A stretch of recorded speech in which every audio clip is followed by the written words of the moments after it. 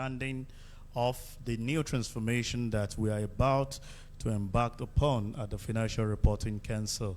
Before I go to the next point of agenda, let me quickly put recognition to some of the people that we have walked in while the program was going on. We have the honor to have in our midst the Vice President of the Institute of Chartered Accountants of Nigeria, Chief DCS Alaribe. Thank you very much. We appreciate your coming. I'm also being told that we have the partner PwC and the chairman, the guidance on monitoring report on internal control over Financial Reporting Council, Obioma Uba. Please a round of applause. Thank you very much. Also in our midst, we have the partner from KPMG, Femi Awotoye. Thank you very much. We appreciate your coming. And permit me, you know, it's been a while. I know we have other partners from the Big Four and the middle class, practitioners that are here, at least to lend their voice. Please help me celebrate them. They are all gathered here. Thank you very much. We appreciate your coming. I'm being made to understand that we have the honorary treasurer of ICSAN, Mr. Frank Olawale. Thank you very much. We appreciate your coming. So without wasting our time, this is a media party, and we don't want to waste our time, knowing fully well that most of the people here are high-level network people whose time are so precious too, as preparer, assurance guidance, the PAOs, and the like. So I will want to yield the floor at this point to our Executive Secretary and the Chief Executive Officer of the Financial Reporting Council of Nigeria for his strategic presentation. Please, with a round of applause, let's celebrate Dr. Rabiu Olowo as he gives his strategic presentation. Please help me do it better than that. We are talking of the years. Thank you very much. Over to you, sir. Thank you very much. Good morning, distinguished ladies and gentlemen. All protocols duly observed. But before we start, let me just make a very few recognition. Dr. Samuel Nzekwe, the immediate past chairman of the Financial Reporting Council. You are very much welcome, sir. And is representing ANAN on this occasion. The Vice President of the Institute of Chartered Accountants of Nigeria, Chief DSP Alaribe. Thank you very much. You're welcome, sir. And my friend and brother, Mr. Joseph Owolabi, the immediate past global president of the ACCA. Thank you very much for showing up this morning. The honorary treasurer for ICSAN, Mr. Frank Olawale. You are welcome to this occasion. Thank you very much for coming. Where is he? Excellent. You're welcome. So on behalf of these persons, membership of their institute, I welcome everyone to this media roundtable and stakeholder summit.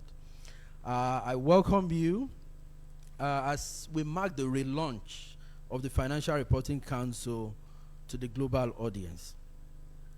Upon assumption of office on the 16th day of October 2023, my first priorities has been to listen to different stakeholder groups on getting the FRC up and entirely focused on serving the public interest by leading an organization that plays a critical role in setting high standards of corporate governance, reporting, auditing, and most importantly, holding to account those who are responsible for delivering them.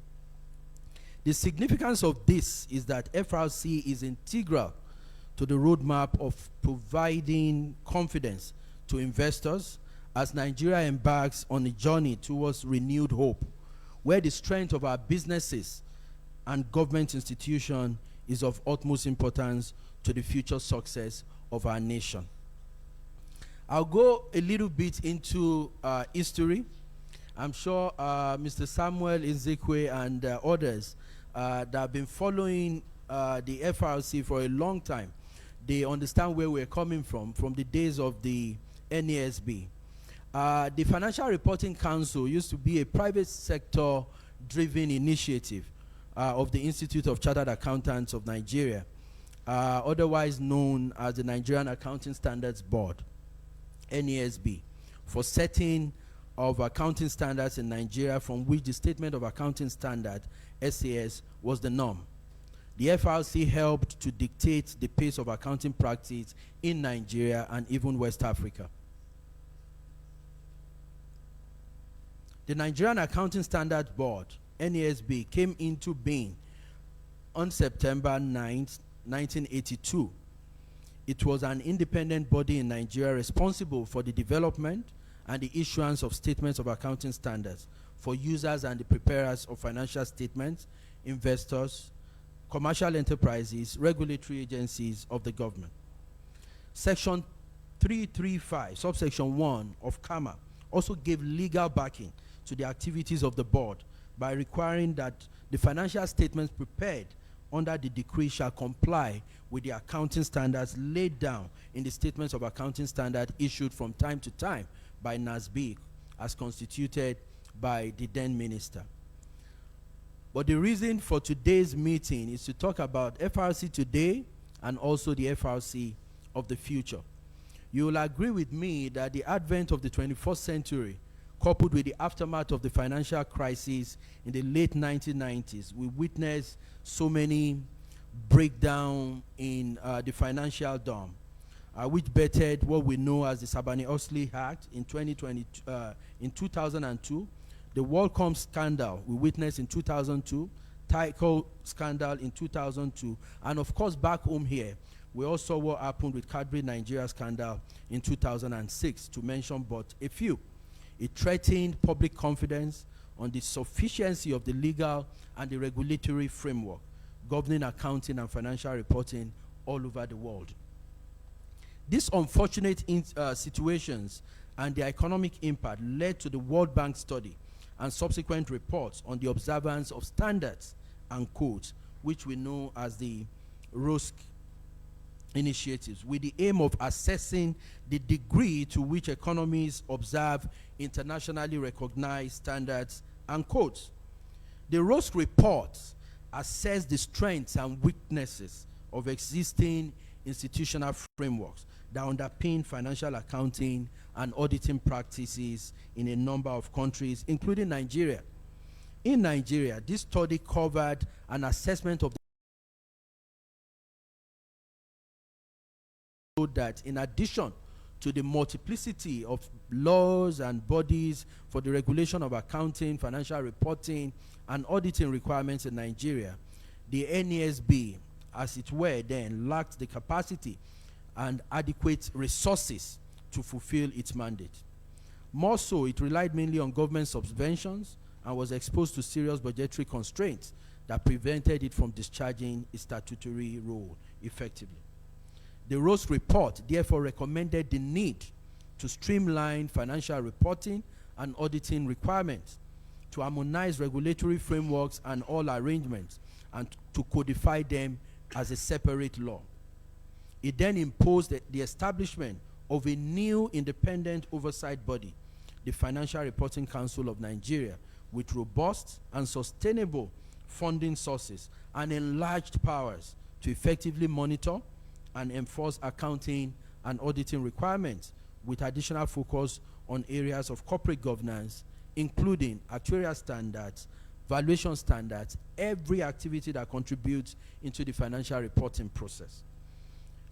In 2011, the then President, Dr. Goodluck Jonathan, GCFR, enacted the Financial Reporting Council of Nigeria Act, number 6, 2011, and it then repealed the Nigerian Accounting Standard Board Act, number 22 of 2003. In line with the Financial Reporting Council of Nigeria Act 2011, the council operates through its 7 directorates, out of which only 5 are already in operation as we speak. The Directorate of Accounting Standards, Public Sector, the Directorate of Accounting Standards, Private Sector, Directorate of Corporate Governance, Directorate of Auditing Practices Standards, and Directorate of Inspections and Monitoring. The Directorates of Actuarial Standards and Valuation Standards are yet to be operational, And as we go on in the rollout of this transformation agenda, we'll talk about how we commit to put these directorates in operation in the next 3 months. You would agree with me that my predecessors, those who have served in capacities as executive secretaries, those who have served in capacities as chairmen, they've all contributed their quota to bringing the FRC to where it is today. And that's why I cannot thank you enough, Dr. Samuel Nzekwe, for your service to the nation. Thank you very much, sir. We also recognize some of my predecessors, Mr. Jim Obaze, late Mr. Daniel Asakbuka, and also Ambassador Shuaibu Adamu for their service to the nation in bringing the FRC to where it is today. I'll move very quickly to focus and talk about where we're going, which is the destination, the FRC transformation agenda. And I welcome all of you. The reason for this meeting is not just a media party. It's a stakeholder summit where we can get feedback, can get comments from a different stakeholder group to see how we can include this into our plans, those things that can contribute to our future success as an organization. At the FRC, I was very quick to notice concerning evidence that numerous entities and government institutions are falling short of the high standards expected under the FRC Act 2011. Our task, therefore, is to transform the FRC into a new, robust, vibrant, independent, and high-performing regulator comparable with any of its kind globally. The bedrock of our transformation agenda going forward is to ensure maximum compliance with the FRC Act 2011. We will no longer sleep on our rights. The FRC intends to give full credibility to any financial statement coming out of Nigeria in a way that investors can rely on the information in those financial statements. A new FRC that will be firm and yet fair in carrying out our mandate, that will hold corporates and individuals accountable, and that will restore confidence in corporate reports and governance in the Nigerian economy, thereby enhancing the renewed hope and aligning this with the commitment of President Bola Ahmed Tinubu in bringing economic prosperity to Nigeria. The transformation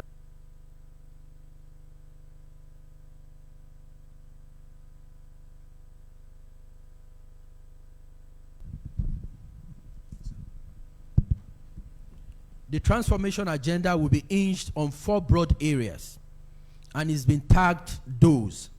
So we're going to give you a small dose of the things that we plan to do, and it's marked DOSE, which will ensure best practices in financial reporting, auditing, and corporate governance in Nigeria. D is for digitization. O is for operational excellence. The S is for stakeholder engagement. And one of those things that we will do is this kind of meeting and stakeholder engagement, so that we can continuously interact with you and to see how you can also make contribution and give us feedback as we hope to align ourselves with this agenda. The last of the broad areas is enforcement. Enforcement is going to be a key part, a critical part of how we're going to move the Financial Reporting Council forward. Let me start with digitization. The 21st century has seen a massive shift from manual processes into digital operationalization of activities. Our transformation agenda is hinged upon the use of technological tools to enhance our activities. The FRC will leverage on technology to streamline its operations, improve efficiency. This includes the use of technology in the filing process, and not just in the filing process, also in the analysis of those financial, in the reviews of those financial statements, and also in getting back those feedback to our stakeholders, including corporate governance reports and all corporate filings. as well as the implementation of the online reporting systems to facilitate timely and accurate submission of financial statement. Our focus will be to ensure efficient and effective delivery of flawless service to stakeholders through digitization, capacity building, advocacy, and of course, as the apex regulatory body in our profession, we also want to be very, very big on thought leadership. Our processes will be automated to ensure quick and timely response. Financial statements and corporate governance reports are all other corporate reporting requirements expected from relevant stakeholders will be done through our planned digital repository platform as mandated by the FRC Act 2011, which will enhance regulatory synergy, ensure accurate and reliable data analysis and retrieval, as well as other associated benefits. It will interest you to know that the Council is already engaging with partners to commence the usage of the XBRL system to simplify, to align all corporate reporting process, and also our interaction and alignment with other regulators such as the SEC, the CAC, the FIRS, to ensure that there is a syndication of corporate reports as far as Nigeria is concerned. The second pillar of our transformation agenda is operational excellence. We plan to achieve this target by revitalizing all functional directorates to achieve maximum effect. Going forward, the FRC will aim to achieve the highest level of operational excellence comparable to what is obtained in other jurisdictions around the world. We will achieve this by 1, continuous improvement.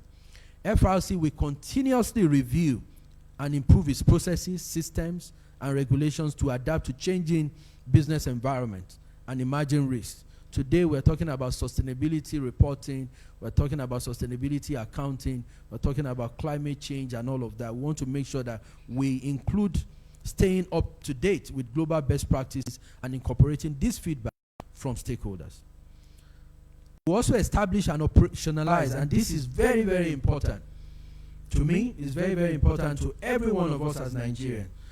We would establish and operationalize a new code of corporate governance for public institutions and also for the not-for-profit sectors.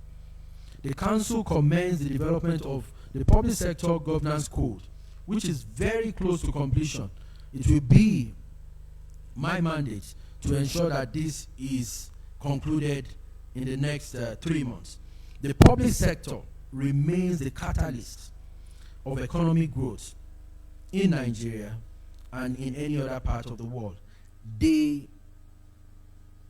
have the institutions that underpin the fabric of the society, and that's why we believe that as much as we are driving the private sector towards behaving in a particular manner, we should also encourage and in fact mandate the public institutions to do the same as well.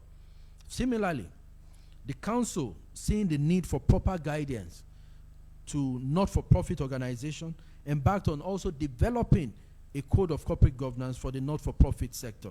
The code is at advanced stage, and we hope to unveil that as well in the next 3 months. We will have the honor to have the President Bola Ahmed Tinubu, to unveil the code of corporate governance for the public institutions and also the not-for-profit sector in Q1 2020 in the coming months. Another initiative of capacity building is to undertake twinning arrangements with our sister regulatory bodies globally. We're talking to the FRC UK, we're talking to PCAOB in America, we're talking to our sister organization in Malaysia, and how we can share insights and resources in order to contribute to the Council's professional resources. Talents will be sourced from both internally and external means to meet the demands of corporate reporting, which includes IFRS, IPSAS, corporate governance codes, auditing standards, and more recently, sustainability reporting. We are going to establish all the statutory directorates of the directorates in the first quarter of 2024, as stipulated in the Act. The Council is engaging with relevant stakeholders for the establishment of the Directorate of Valuation Standards and also the Directorate of Actuarial Standards. And we also use this opportunity to call on the stakeholder groups to see how they can support us in doing this. But our commitment to the public is that we are going to establish this directorate in Q1 of 2024. That is our commitment. On sustainability reporting, in this transformation agenda, the Council will make attempt to put Nigeria in the forefront of standard setting as it relates. The Council, at the Conference of Parties in Egypt of the United Nations Climate Change Conference, declared that Nigeria to be an early adopter of the IFRS S1 on general requirements for the disclosure of sustainability-related financial information, and also the IFRS S2 on climate-related disclosures by the International Sustainability Standards Board, ISSB. The Council held several engagements in June 2023 of this year. The Adoption Readiness Working Group for Sustainability Reporting in Nigeria was inaugurated by the Permanent Secretary of the Ministry of Industry, Trade and Investment, Dr. Mrs. Evelyn Ngige, on June 2026, with Dr. Iyain Anyara here as the chair of the Adoption Readiness Working Group, ensuring that we deepen our readiness approach to sustainability reporting. The Council, in furtherance of activities of the Adoption Readiness Group, the Council issued a notice on early adoption of the sustainability reporting published on 3 national dailies in 2023. The Council will be taking huge steps in 2024 on sustainability reporting due to the emerging issues and the nature of the standards. Nigeria, through the FRC, aims to be part of the global leaders in the sustainability reporting arena. We have set a 5-year roadmap, which will include the issuance of roadmap reports for full implementation of the audit regulations of 2020.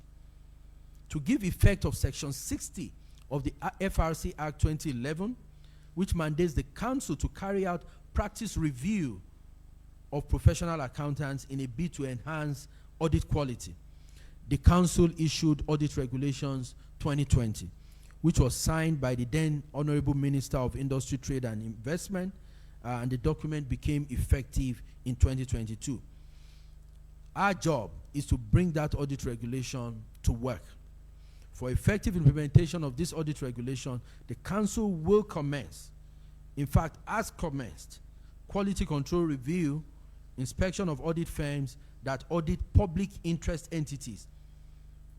We've started with some sample picks of medium-sized firms, but we'll go into full-blown reviews of these audit firms in January 2024. And we have also delegated the review of non-public interest entities to 2 professional accounting organizations, the Association of National Accountants of Nigeria, ANAN, and the Institute of Chartered Accountants of Nigeria. And I want to use this opportunity to thank you both again for your service and your partnership. In addition, on the Audit Regulation 2020, Section 7 gives the Council the mandate, and we issued the Guidance on Management Report on internal control over financial reporting for public interest entities other than the listed entities.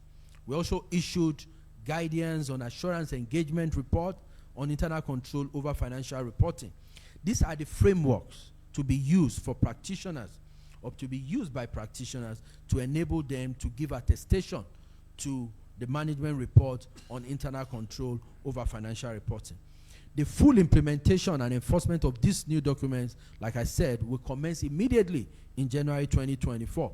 So for auditing firms, for firms who gives, for assurance providers, it won't be, there will be another level of control, and it won't be exactly business as usual. Furthermore, in its bid to strengthen audit regulation, enhance audit quality, and to ensure that audit opinion issued by auditors in Nigeria is acceptable globally, the Council is on the verge of concluding its membership of the Independent Audit Regulators, which you know as the IFIAR. The IFIA is a global member of the organization comprising independent audit regulators from 54 jurisdictions. The objective of the IFIA, like everyone knows, is to share knowledge of evolving audit environment and practical experience of independent audit regulatory activities. The third pillar of our transformation agenda is stakeholder engagement. This is a critical part of our strategy. We'll make sure that we interact, we'll make sure that we engage from time to time with different stakeholder groups. We don't just want to be that regulator, we also want to be a partner of people and firms who work in this profession.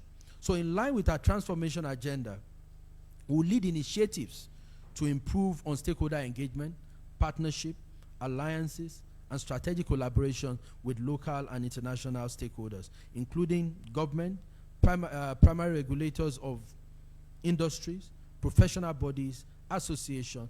This will include international stakeholders such as the standard setters, IFRS Foundation, IFAC, PCAOB, FASB, and the UNCTAD, etc. Today's engagement, which is the first of many other engagements that will be coming, is a testament to our plans and our commitment on stakeholder engagement. Under the stakeholder engagement pillar, I'll mention a few things that we are doing and also a few things that we will commit to even do better. The establishment on the International Financial Reporting Standards and also the International Public Sector Accounting Standards roadmap. Despite a considerable amount of compliance with IFRS since its adoption in 2012, and IPSAS, of course, since 2016, by preparers and users of financial statements of public interest entities, the Council intends to embark on seminars, workshops, symposia, and advocacy, because we still see a huge improvement opportunity in embedding these standards and codes to our businesses and public institutions. Furthermore, as many findings have reviewed before, SMEs are a major driver of the economies of the world, but SMEs in Nigeria have not been doing so well in complying with the accounting standards requirement under the IFRS for SMEs. We hope to intervene by being that body that would partner with SMEs, that will bring them up to date with this compliance requirement. Because it's not just about compliance, it's a new language of business, and if they are going to get to the next level, they must be able to speak the new language of business that's comparable with other businesses in the world. This will in turn boost the rate of involvement of these SMEs in the financial inclusion effort of the federal government. The FRC will also partner with relevant professional accounting organizations and corporate entities on education preparers on the demands of the new standard and the expectation of the Council from the preparers of financial statements of entities to which the standard applies. The second and very important aspect of our stakeholder engagement plan is partnership with tertiary education bodies. You would agree with me that it is essential that in order to ensure a sound corporate reporting, there is need for us to address it from the factory where accountants are being produced. We hope to increase our engagement, our advocacy, and thought leadership. And that's why the Council is partnering with the Nigerian Universities Commission, and will continue to partner with them, the National Board for Technical Education, the National Commission for Colleges of Education, to update the syllabus, the accounting syllabus in this institution, as well as adequate training for the lecturers. So that you are not teaching something else when the business community is speaking IFRS. And this effort will help to increase the knowledge base on IFRS and IPSAS in Nigeria. And on this as well, professional accounting bodies, professional firms are also welcome to join us in this advocacy plan. Strategic collaboration. FRC will collaborate with other regulatory bodies, and that's why today I want to thank my friend and brother here from the Securities and Exchange Commission representing the DG. We will continue to partner with relevant regulatory bodies as well, so that we can share insights and processes in ensuring that the full delivery of our mandate, that we can exchange ideas and also even work processes in delivering them. The Securities and Exchange Commission, the Corporate Affairs Commission, the Federal Inland Revenue Service, the Economic and Financial Crimes Commission, and the Central Bank of Nigeria, and of course, the Nigerian Exchange Regulations Limited, to ensure we have a coordinated effort in regulating financial reporting practice, that our public interest entities do not file their financial statements with the council.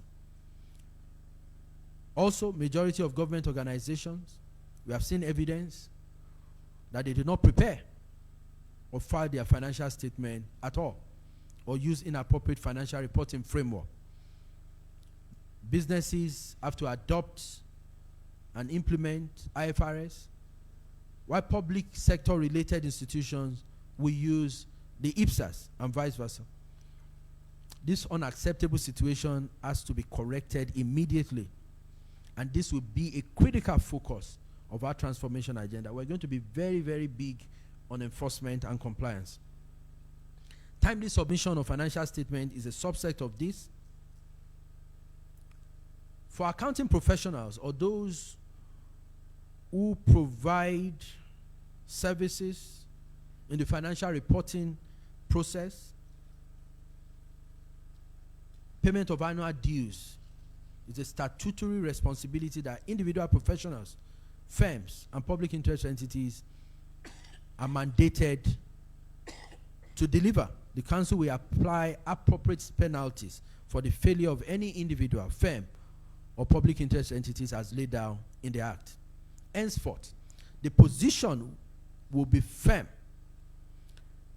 Our position will be firm in enforcing appropriate sanctions on public interest entities who fail to comply with the FRC Act and other statutory instruments. In cases of non-compliance or irregularities, we will urge everyone and our listeners, stakeholders, to check the FRC Act to see the array of enforcement actions, including warnings, penalties, suspension or deregistration of professionals, as well as serving as notice for the withdrawal or the restatement of financial statements that were considered not in line with the standards and codes. In conclusion, the council, in achieving its aims and objectives, have highlighted the above that we've already reeled out, will require the support of each and every one of you. And that's why I want to thank you profoundly for coming. And I also take you forward in listening to your comments, your feedback, and your commitment to supporting the council so that you can contribute to our future success. We have seated here fellow regulators, financial institutions, professional accounting organizations, accounting firms, public and private entities, and the media. We at the FRC are resolute. We are committed to restoring the global image of the Council of Nigeria, and with your support, we will be able to deliver this transformation agenda, and we look forward to your participation. We look forward to your feedback, and I hope that we can count on them. Thank you very much for listening. Thank you very much for coming.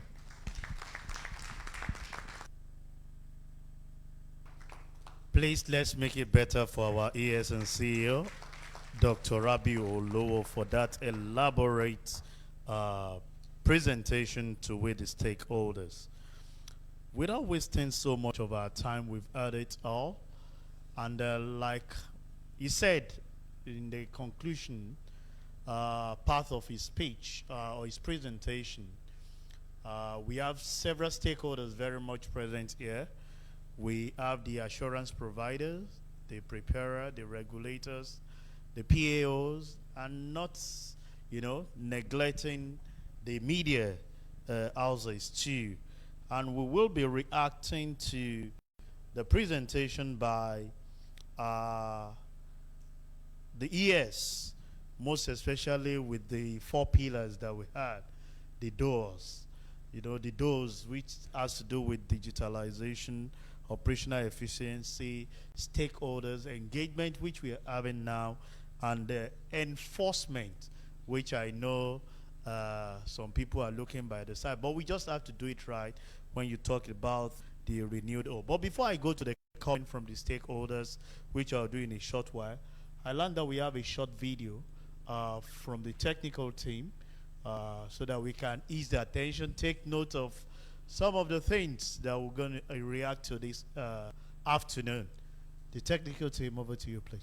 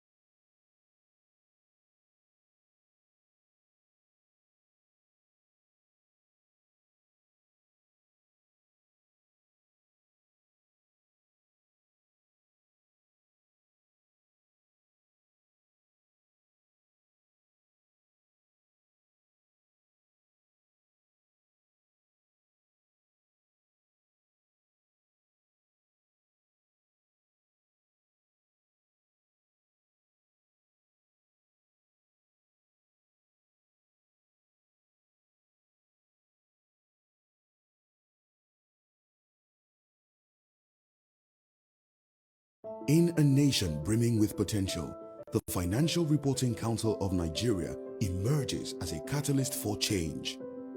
Dedicated to building a stronger economy by ensuring credible corporate reporting, welcome to the story of the FRC and its renewed hope agenda under the leadership of Dr. Rabiu Olowo.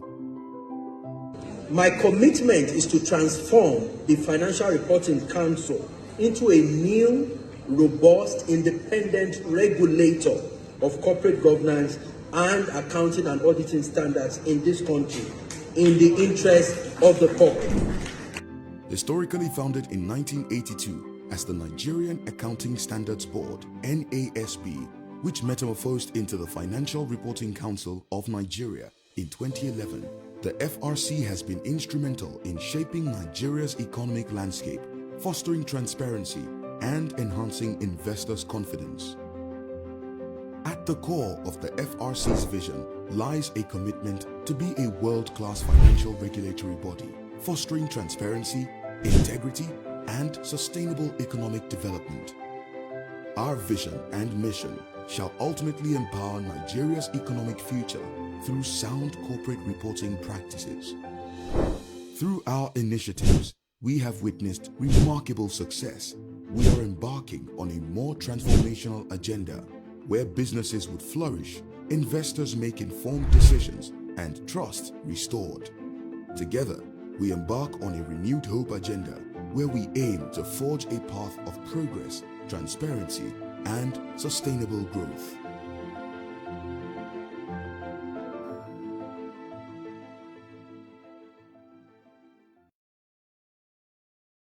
investor protection.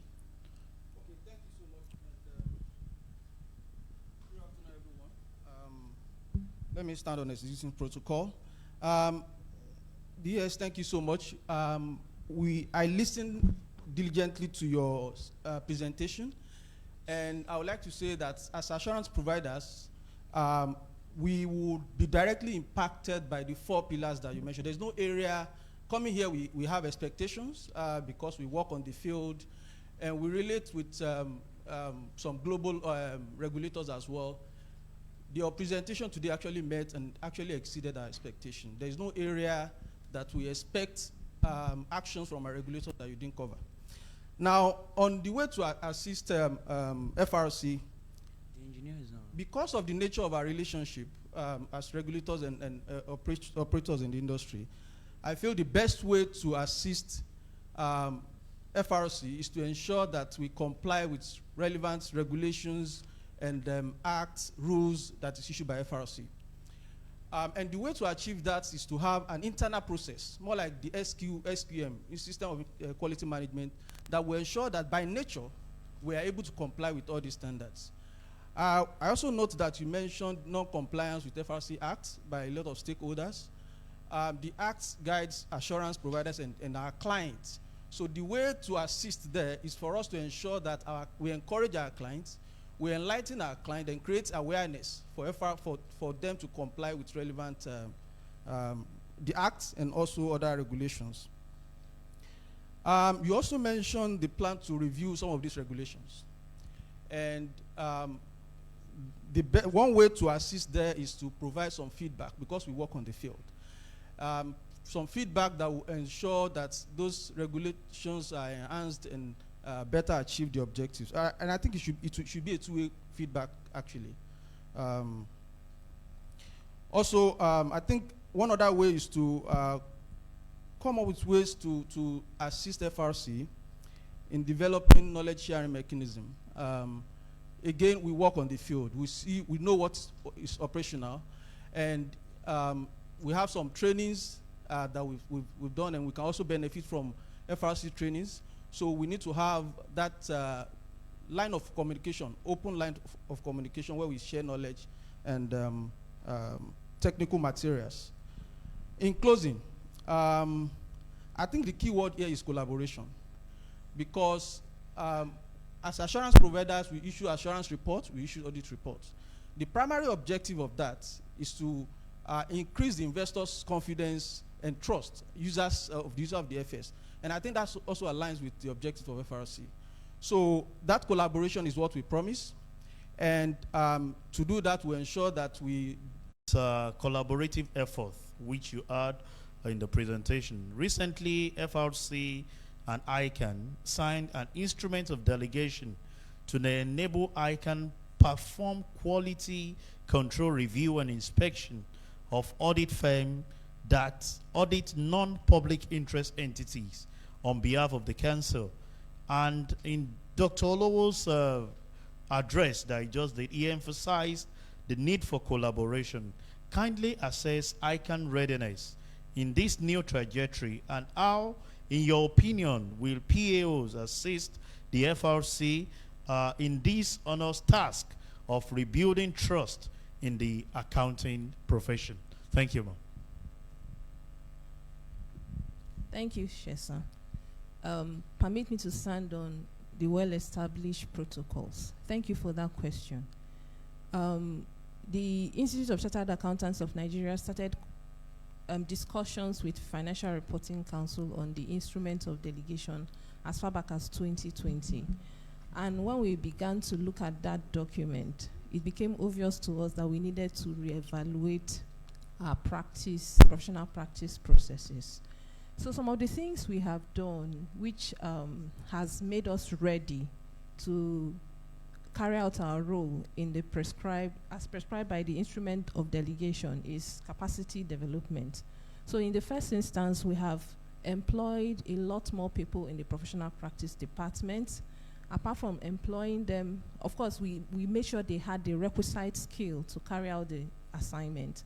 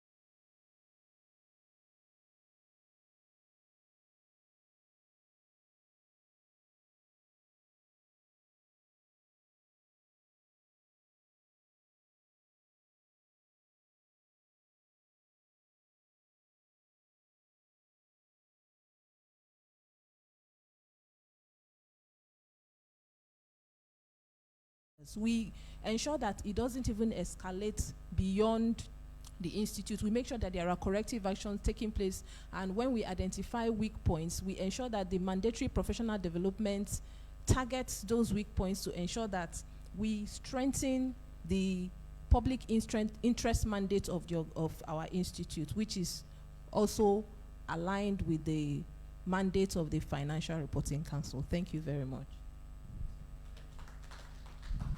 Thank you very much, Dr. Ijoma, so for that response. And that's from the perspective of the PAOs, and I want to believe that the collaboration with the visit of the ES the other time has commenced, and we'll get a better thing out of it.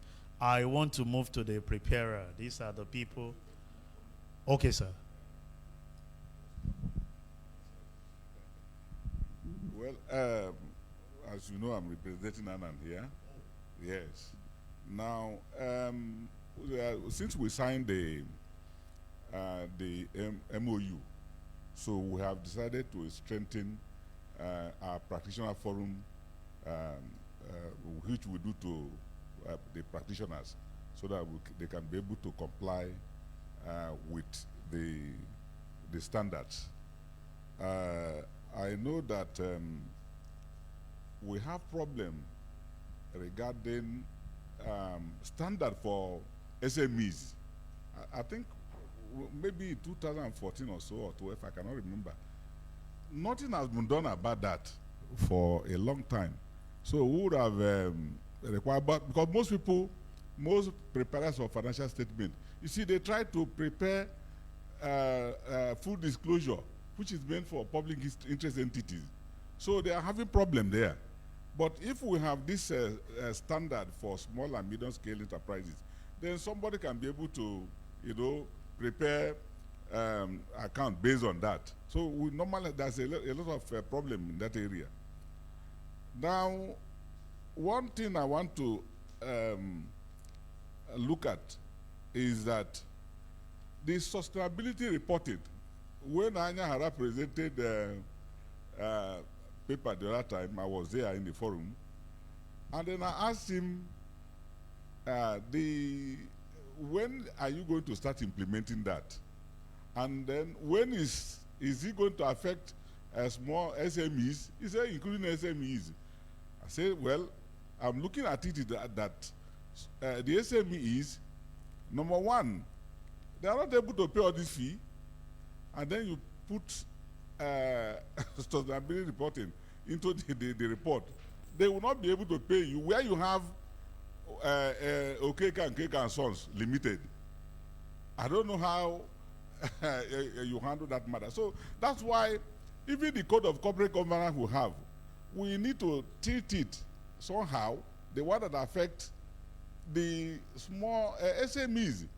SMEs is the hub of the economy, so if you leave it just for, because what we have is just for public interest entity, the code of corporate governance. So I think the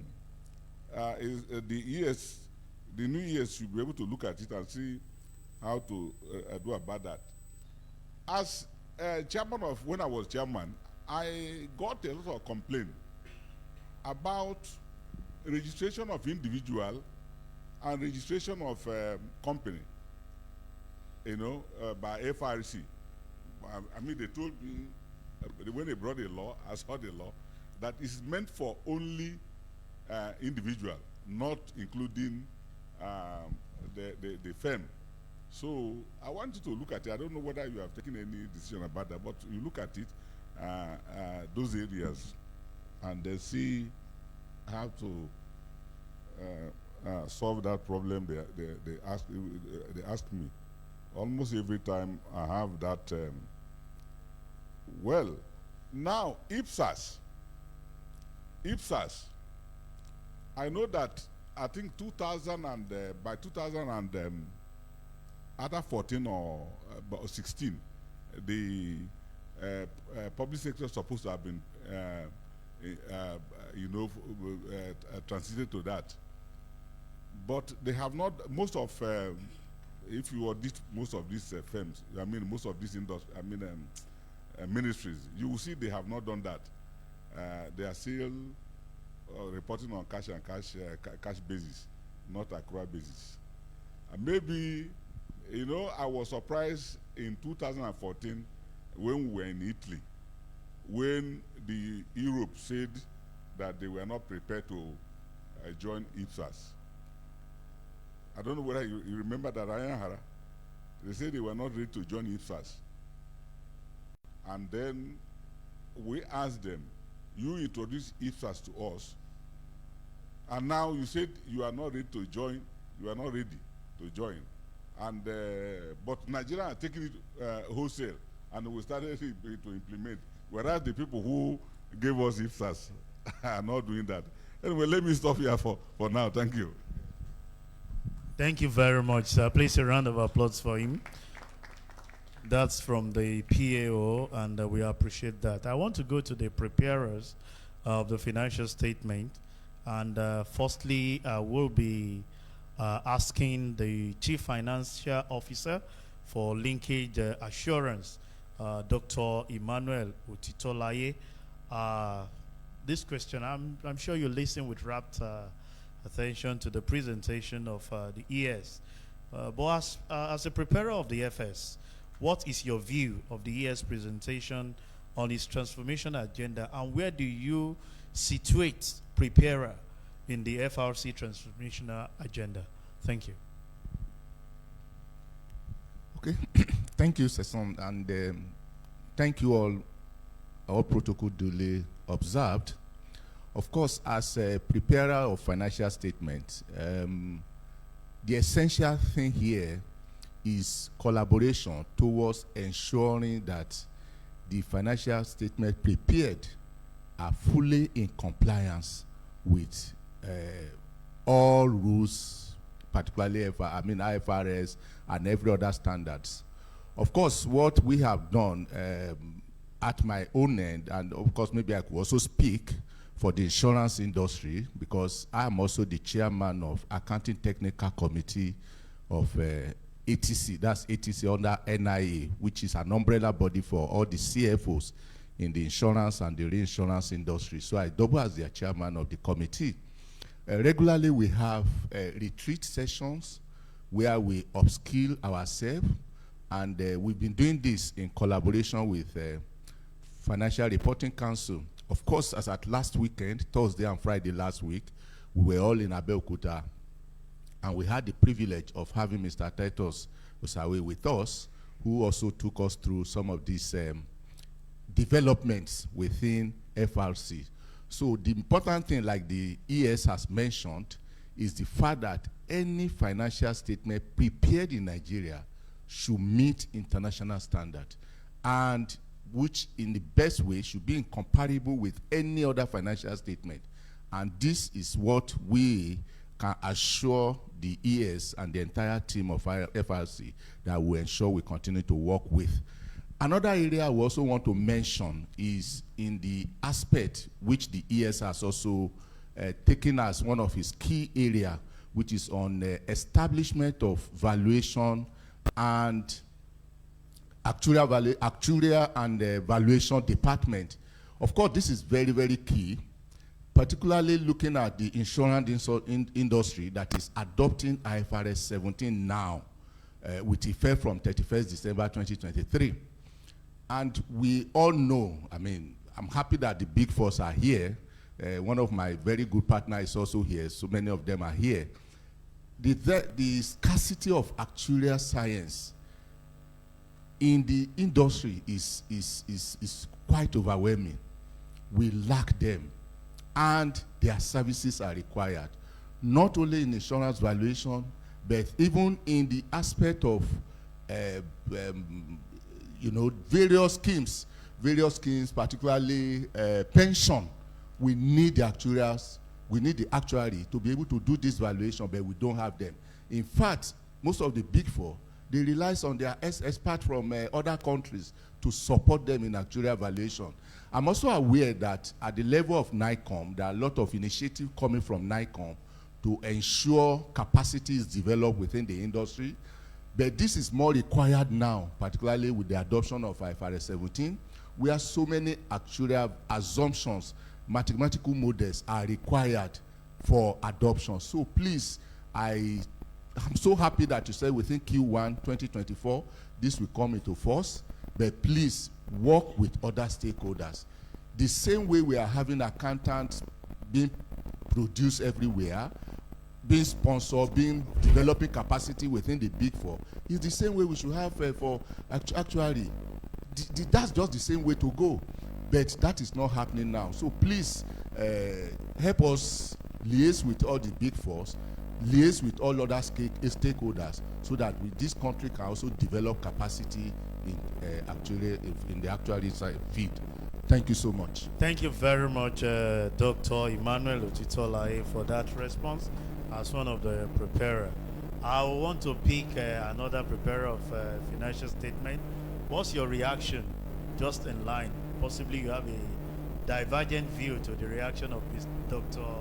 Otitolaye or your other contributions to it, and that is Mr. Ibironke Babajide, Thank the you. CFO of Abuja Electricity Distribution Company. You have the floor, sir.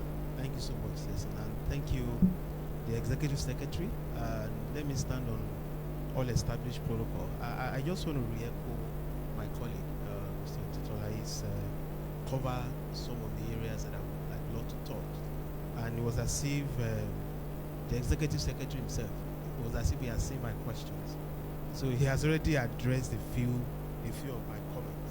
I just want to add to what he said. It does not just for insurance companies alone. Even under IAS 19, employees benefit, their services are required. Just to also add my voice to what has been said, it's important that I plead with FRC at this point to also help work with other, they are super regulator, but we also have other sectoral regulators that have some formats with which we submit returns to them that are now outdated. They were done many, many years ago, even before, some of them before IFRS was introduced in Nigeria, and they are yet to be reviewed. So, I mean, preparers find it quite difficult to be having multi-reporting lines. So you have IFRS that you have to prepare your financial statement, then when you are submitting some set of reports to your regulator, you have to conform that to what the regulator wants, which is totally out of sync with what IFRS requires. So on that note, I also would like to suggest that maybe like we have in issue, they always issue directive from time to time. Despite adopting IFRS, there are EU directives on some sector-specific areas, or maybe I should say Nigerian-specific issues. And I think FRC can also help us in this manner. I also believe that collaboration, when the ES was speaking, they spoke a lot around capacity building. So we can collaborate in that aspect as well. So what comes to my mind is whether FRC is able to provide something like a checklist, particularly to young preparers, to say, insurance company, you are IFRS 17, these are the checklists, a bit of what can guide preparers. I mean, since we want to collaborate together. And when I'm looking at the pillars that ES also mentioned, he spoke about digitization and SBRL that he mentioned. It was just music to my ears. If we have SBRL up and running in Nigeria, it's make your regulatory oversight a bit easier, faster, and I can submit those reports even whilst they are still being audited. You can see my management account online read time, and I think if there's something we can do in that regard, and the ISBRL reporting language, you should be prioritized in this case. As a preparer, that is also an area that I think we can work together and collaborate on. Another possible area of collaboration that I see is around technical industry aspect. So for instance, I'm from the electricity sector. There are so many technical issues that we deal with in the sector, right? So when I have to explain this to other colleagues who are not in my sector, they don't understand what I'm talking about. So let me give you an example. So I buy electricity at an average of 62 naira today from the Gencos and all of that. But because of the challenges in the economic situation, I am forced by my regulator and government to sell at 40 naira. So there is this shortfall between what I buy and what I sell. Ideally, accounting should be, selling price should be cost price, plus profit. But in my own case, it's cost price minus, and I'm still expected to report in that way. But there are some other, allowances within IFRS 14, regulatory deferral account, there are technical issues around what we used to call, palliative, or what, I don't want to call it subsidy, because subsidy has been removed from the electricity, as it were. But we also have some other technical issues like that in different industries that I think by collaborating together, preparers can share with FRC, and we can then begin to see how these reportings are done in that light. And a bit more proactive way of regulating us, as opposed to after I prepared my statement, and when I'm defending it, is when I'm struggling to explain what it means to my regulator. I think if we are proactively engaging and collaborating, from preparer's standpoint, I think there's a lot that we can benefit. Thank you. Thank you very much, Mr. Ibironke Babajide. Please, let's appreciate him for that wonderful response. We've heard from the assurance provider, the PAOs that are very much present here with us. The preparer, they've given us a broader response to the ES presentation. I want to go to regulators. I'm sure when the ES was making his presentation, spoke about collaborating with other regulators. And I have Mr. Saad Abdulsalam here, representing the DG of SEC. I want to ask this question. The importance of collaboration among regulators cannot be overemphasized. More so as said by the ES. How can FRC and other regulators, especially SEC, collaborate for a more credible and comprehensive corporate disclosures leading to a sound economic decision and investors' protection? Please, let me give mic to Dr. Sam. Thank you very much. And ES, thank you for the wonderful presentation. It appears you have taken certain words out of my mouth by already mentioning them in your presentation. Nevertheless, I know for a very long time, since the days of Nigeria Accounting Standards Board, the SEC has been collaborating with the NASB up to when it was now transformed into Financial Reporting Council. And we have done so much together. In fact, it was in the course of work that I got to know Mr. Osawe, Dr. Anyara, and so on. So, but more need to be done. Collaboration, collaboration, collaboration. Collaboration, we should walk the talk. We shouldn't just be sounding collaboration.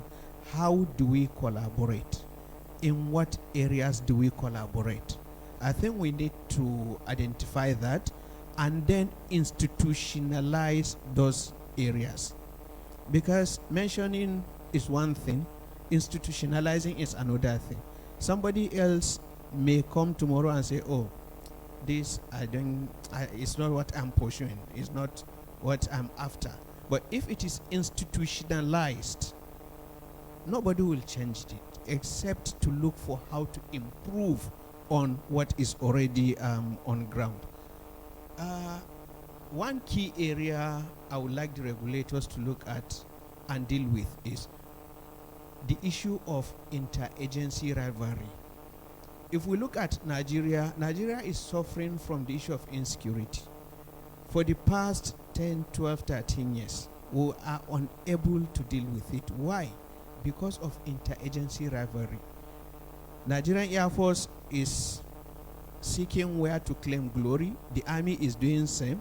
SSS is, instead of coming together, somebody has the responsibility of generating intel, pass it to this person who will now do the operation.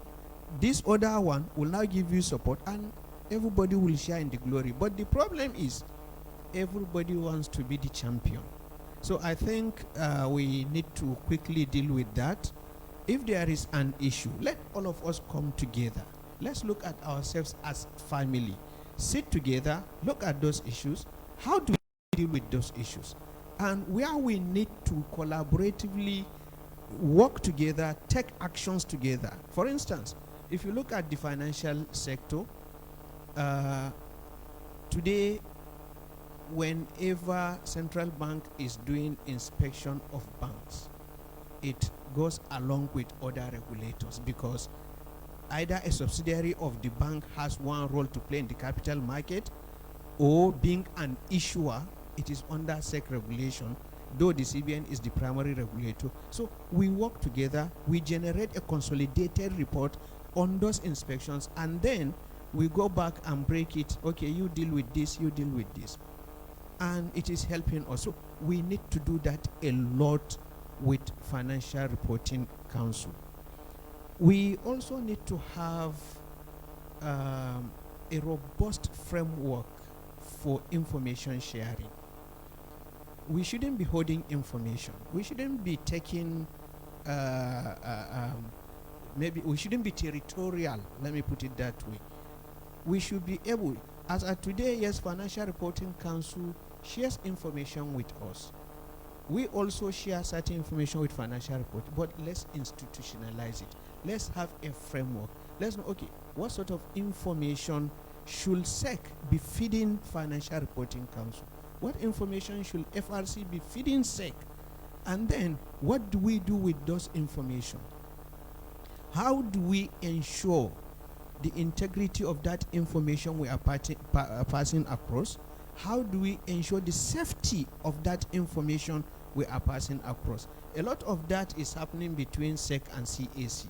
Right from the beginning, when they collaboratively developed the first Code of Corporate Governance in 2003. And up till today, it has been like that. But we need to institutionalize that framework.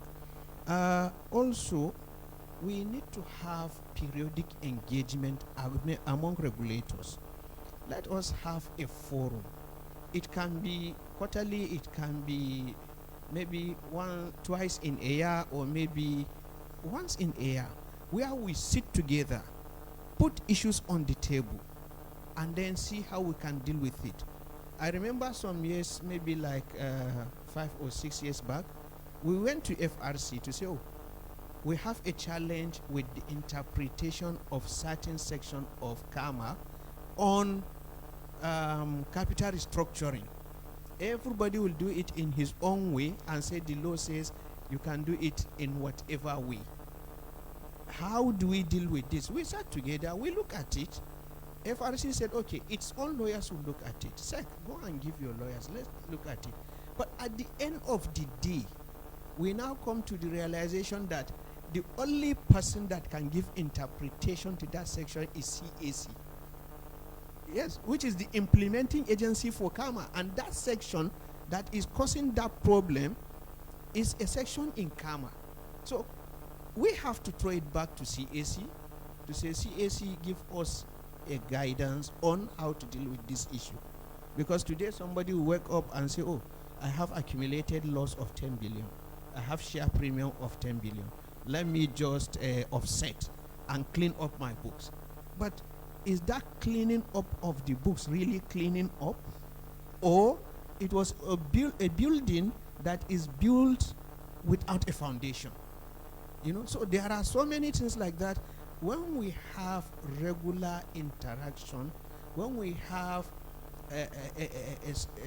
an avenue where we'll be looking at issues periodically, I think it will help us in dealing with such issues before they become issues. Another area to look at is knowledge sharing. We need to have a framework where amongst us as regulators will be carrying out knowledge sharing sessions. There are areas other regulators lack capacity. There are areas where FRC also need to build its own capacity.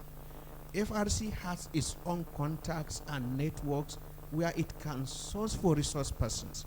SEC also has its own. We can draw from all those resources and put together and then sit together and learn something from what is happening. So with that, I think we can move forward and also see the new FRC being the new FRC. Thank you very much. Please, a round of applause for Mr. Saad Abdul Salam. Thank you very much. He has spoken passionately as a regulator, and I want to believe that the new FRC and other regulators, we have that collaboration.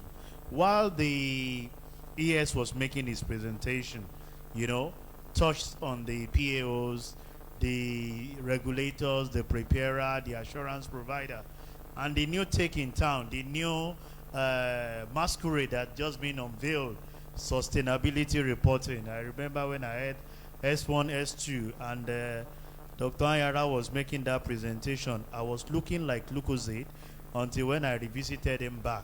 But I want to ask this man that I know is vast in it, is the global immediate past president of ACCA, that's Mr. Joseph Owolabi, to give an insight into sustainability reporting and the general reaction to the ES presentation. Mr. Joseph, over to you, please.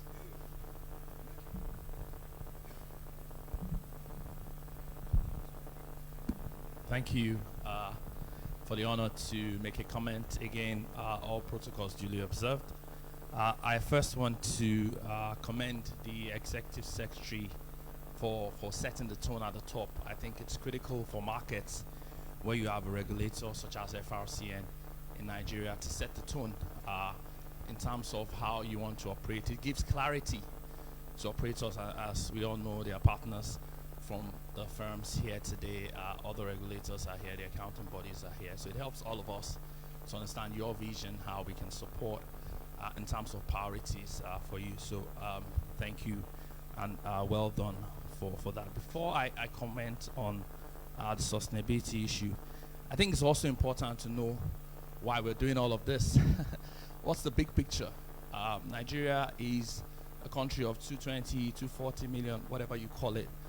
Data shows that by 2030, we'll be up to 350, 400 million, whatever it is. And when we look at Committee of Nations around the world, not only are we the largest market now in Africa, but there will be a lot of responsibility when we look at geopolitical issues and bigger macro economic influence that we can exert in the Committee of Nations. So I think the big picture here, as well captured yes in your DOSE mantra, is that we want to ensure that investor confidence is paramount in this part of the world. We want to ensure that financial reports that come out of here are transparent. You know, it's easy, comparable to anywhere in the world. I think when we have that big picture, it's easy to see why digitalization is top on your priority, to know why artificial intelligence, you know, cards and data analytics, all of that has to help inform how you look at what you're doing. It's easy for us to see how operational excellence is critical for an agency such as yours and the council. It's easy for us to see why stakeholder engagement, as you've started doing today, is important. And I want to stop on that stakeholder engagement and comment on what we've seen around the world. So I live in Australia, and recently we've had our own challenges there, you know, with the institute.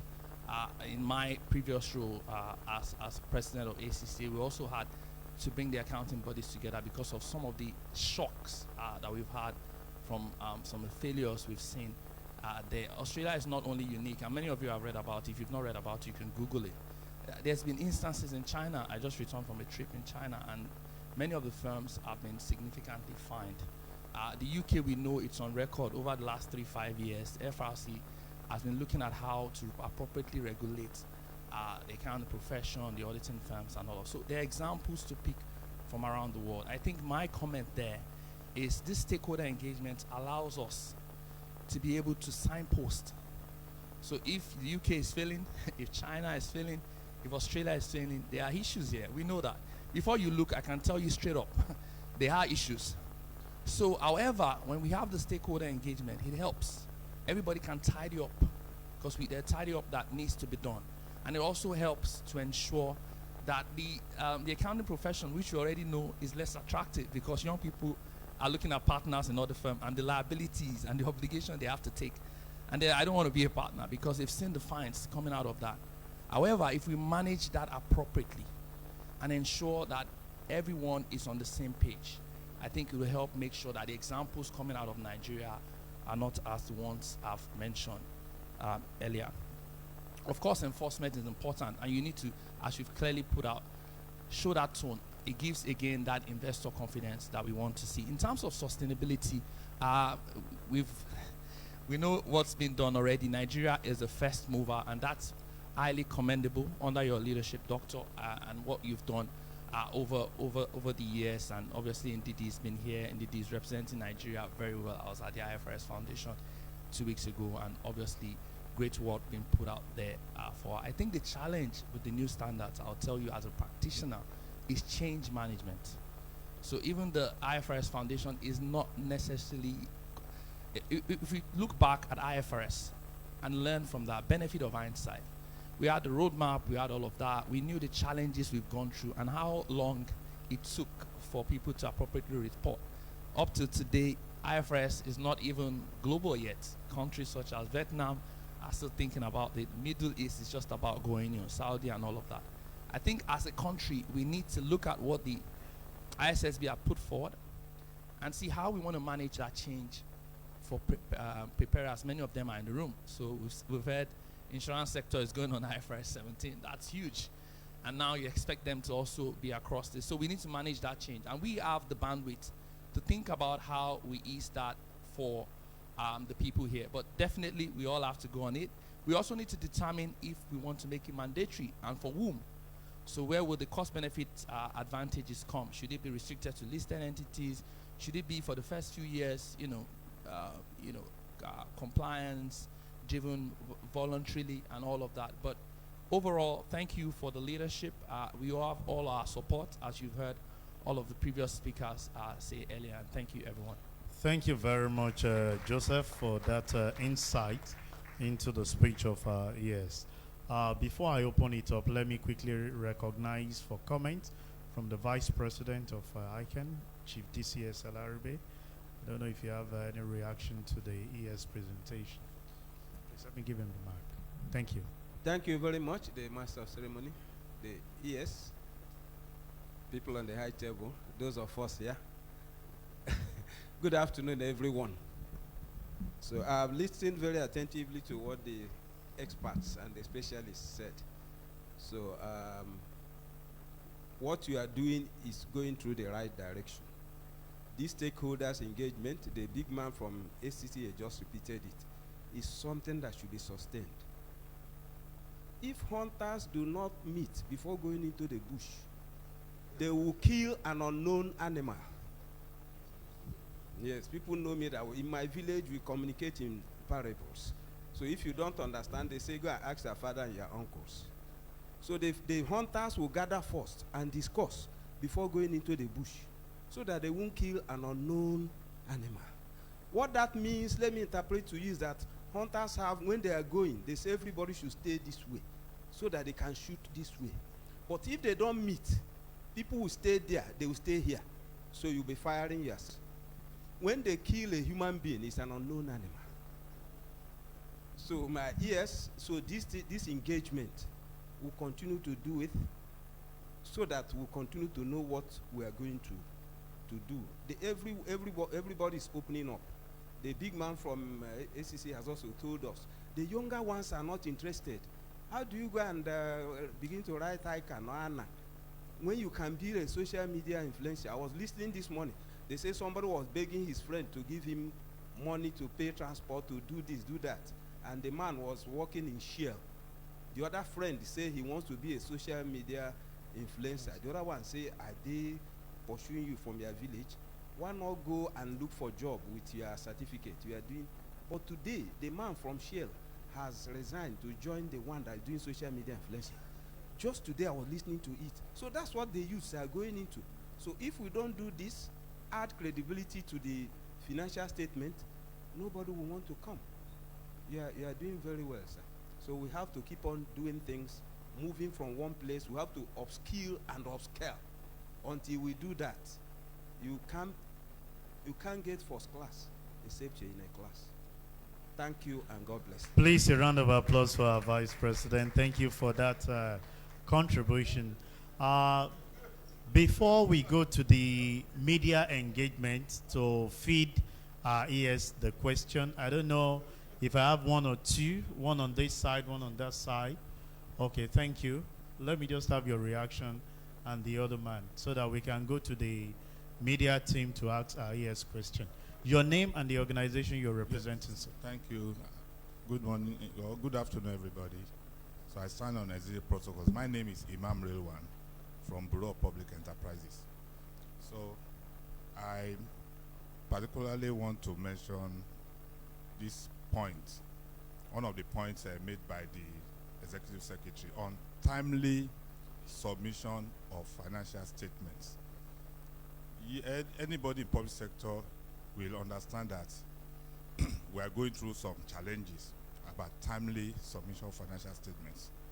But I want to just highlight a few things causing this particular challenge. First, the non-inauguration of some boards.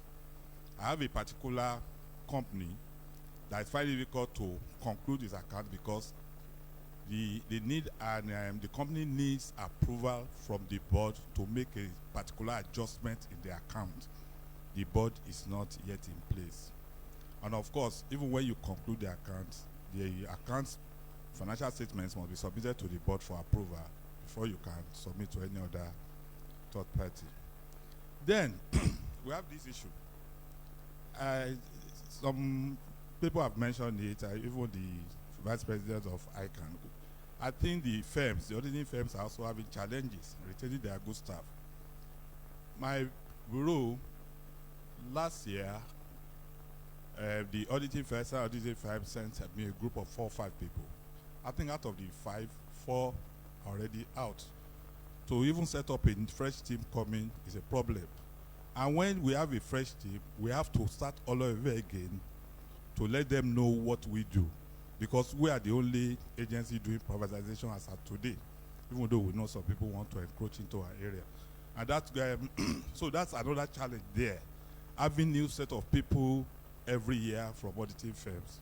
I don't know what the FRC will do about this.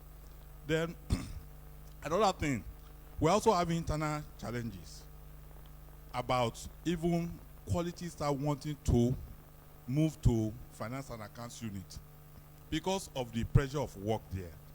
So many queries from so many agencies, too many. So because of that, many people, even within the organization, once they hear that maybe they'll be moved to head of finance, to finance and accounts unit, they will just apply for study leave. Yes, they will just apply for study leave and then they move out. So all these things also make accounts to be delayed. You waste your time, you're under pressure and things like that. You work 7 days a week. So maybe there's something FRC can do to streamline the query. You find from a particular agency 2, 3, 4 different teams will come. They say this one is a revenue unit, this one is finance unit, this one is a cash unit, looking at the same thing. So those are some of the issues. This one is a comment, interagency rivalry. Somebody mentioned it. You find out that yes, we are doing privatization, but you find that there are other agencies also maybe interested in privatization. But my own personal belief is that we have so many challenges in Nigeria that all agencies in Nigeria, we have enough to do if we are streamlined and we coordinate. Every sector has challenges: education, health, infrastructure. So why are we quarreling when we have so much to do? I think the government will see we have to do something about that. All agencies to know we are working towards common goal, and then let everybody know what he or she needs to do, what it needs to do, and then find a way to collaborate in other areas that may be some overlap. Thank you. Thank you very much. Please a round of applause. The second comment. Can I have you? Okay. Bring that to me. Thank you very much. Good morning. All protocols duly observed. But permit me to congratulate the ES, first of all, on his appointment as the ES, and then secondly, on the success of, these stakeholders forum so far so good.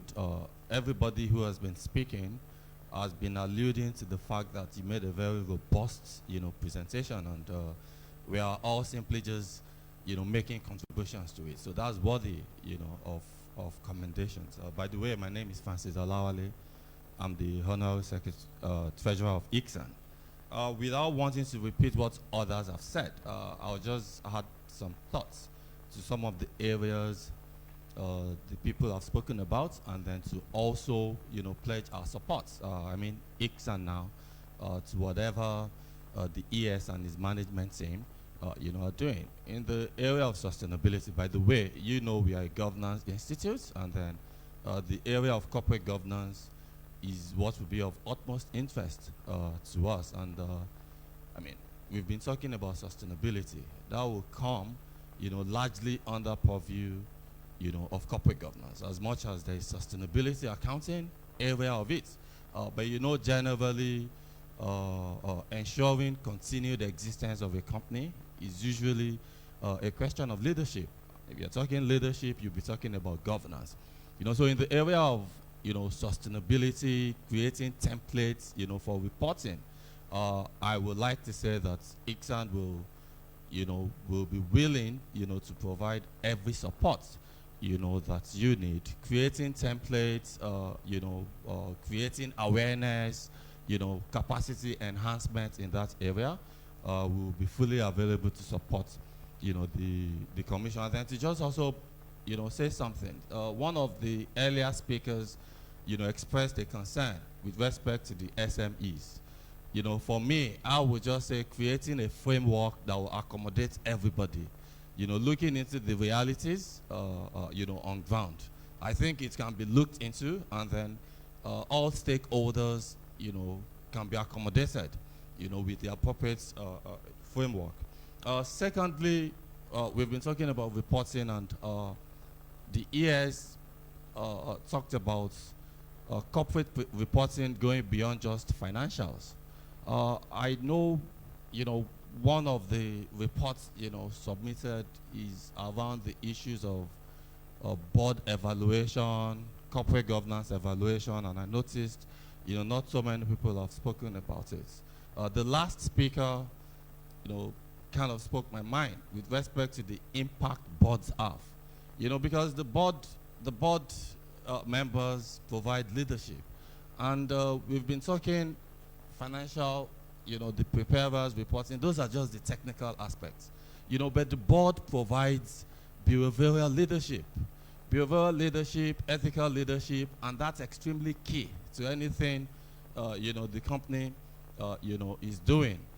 So I would also say that in that area, I know there's a reporting template, there are reporting deadlines, but like you said earlier, is that,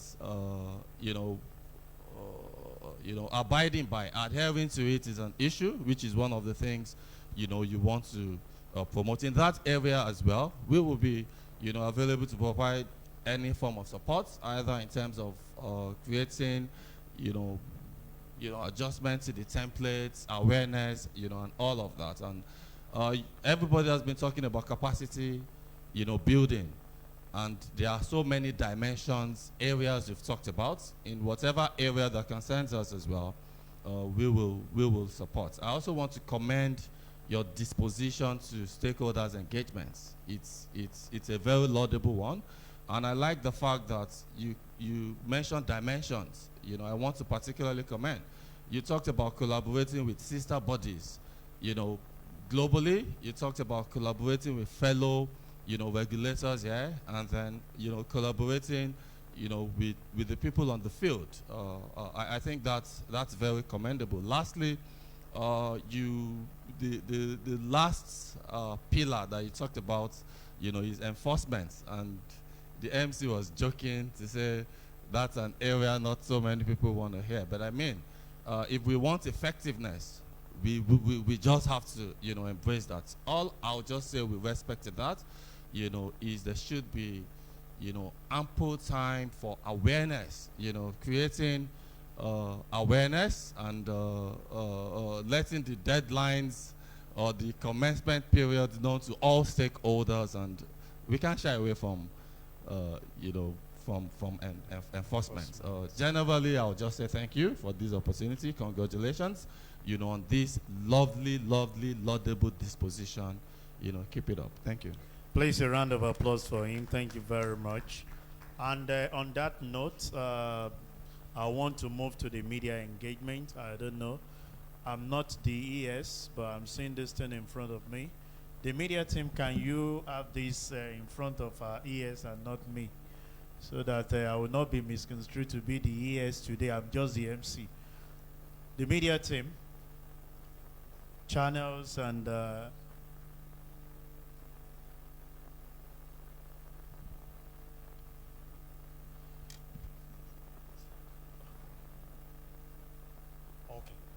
so, the media team, you are here. I want to give room for questions from you so that we can have the response from the ES. But before then, I want to specially recognize Mr. Adebanji Adeniyi and the GTV bank team, very much present here. Thank you for showing up. We appreciate you coming. So the media houses that are here, are we ready? I'll need your support. Please, can you signify by raising up your hand? And let me just state this. When I coordinate program, our discussion should be strictly on the reaction from the presentation from the ES, not outside the scope. Once it's after it, I will not even allow ES to respond. I will definitely moderate that. So please, let me give you the number. Please indicate by raising up your hand. 1.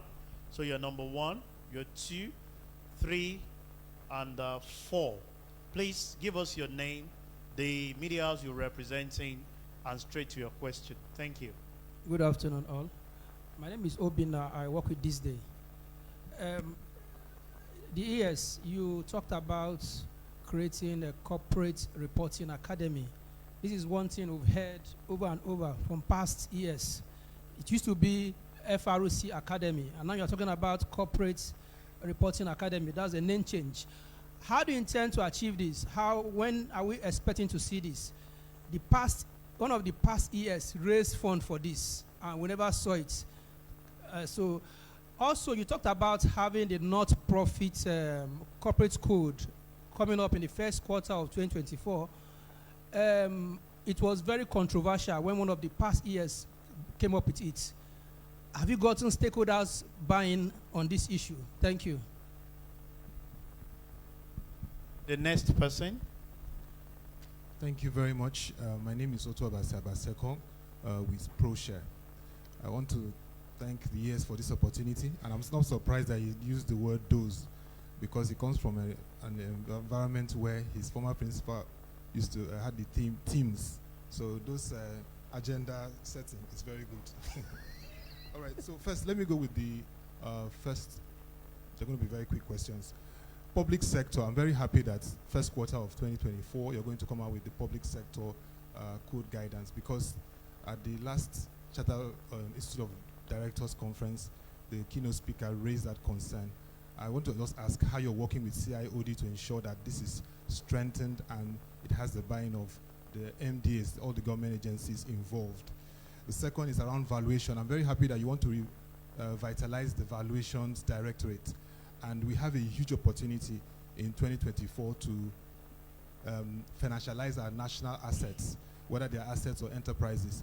Will that valuations directorate look at that area, working with MOFI, like the Ministry of Finance and Corporation, and also partnering with the Chartered Financial Association, CFA Society, who are also involved in valuations, because that would be a huge opportunity for our economy if we can get valuations right for assets and even our state enterprises. And then lastly, I want to ask if you have plans, because in our country, one thing that the country likes is reward system, where you can do a corporate ranking of those agencies or government institutions or private sector that filing their reports on time and are timely. Do you have plans like that? Because we know there are some other report rankings that are done, and these are ways of encouraging those that do it rightly. Thank you. Thank you very much. Number 3. Okay, thank you. My name is Mbele Ono. I'm here representing Bloomberg International Media. You identified a number of codes, corporate governance code, public governance codes, that will be reviewed between this year and next year. My question will be, were there findings you made that actually informed these reviews? Because maybe you carried out investigation, something must have informed the review. Can you share that with us? Then secondly, are there aspects of this review that will concern banks? And the central bank actually made a review of corporate governance for banks. So this one, how will it work with that one? If there are aspects of the ongoing reviews that will actually concern banks, we will need to have details about those ones. Thank you. Thank you very much. The last but not the least, number 4. Please help us pass the mic to him. Thank you. Yeah, my name is Fakoyi Jolaliko. I represent the cable newspaper. Yeah, you spoke about the SMEs not complying with the financial reporting requirements. And another speaker also made an observation that the SMEs released the wrong financial statements. Like what they look at is the full financial statement rather than a different one. So what has been done to ensure that to ensure compliance, and what are you also planning to do to ensure that they comply with the financial reporting requirements? Thank you. Thank you very much. I yield the floor to my ES in responding to some of the queries. Thank you.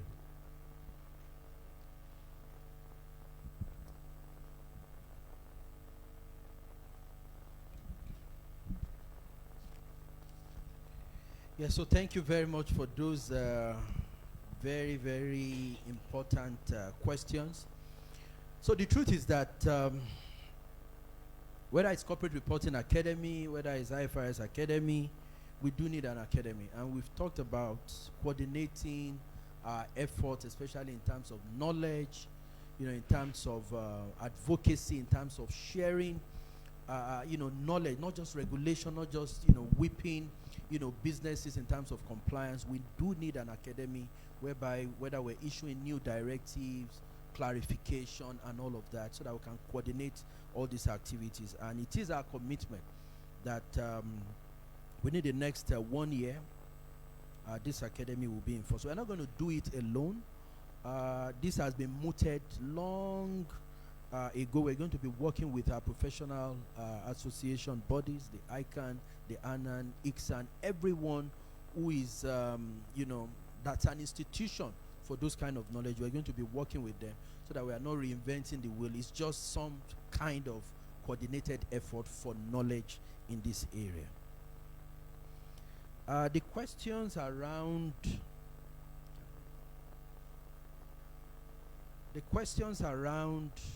codes of corporate governance for the not-for-profit sector.